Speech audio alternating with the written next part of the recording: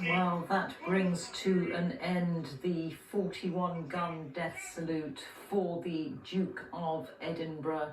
And Jonathan Beale, who is our defence correspondent, with me in the studio. Jonathan, that is really the fullest military tribute that you can imagine. It is. You know, as we said, a 41-gun salute is pretty rare. It's normally a 21-gun salute.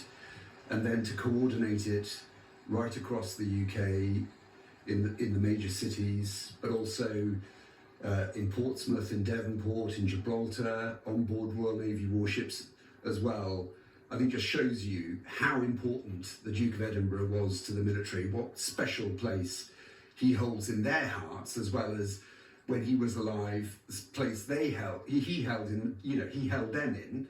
And I think that this is the tribute, or the start of the tribute, that they want to pay to the life, the extraordinary life of the Duke of Edinburgh, who himself was one of theirs, was somebody who served, saw combat, and had a military connection right up until the very end. You know, remember, he was rescued by a Royal Navy warship when he was just 18 months old from Greece, HMS Calypso.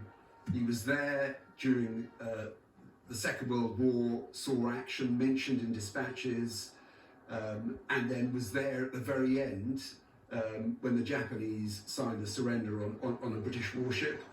And he kept that association, not just with the Royal Navy, but with the Army, the Air Force as well, holding honorary ranks and also regularly turning up. And you could see that he was a man who connected with the troops. You know, even in his last appearance last year, when he handed over the Colonel-in-Chief role of the Rifles to Camilla, you know, he wanted to speak to the troops. He wanted to engage with them. And you know, they loved him.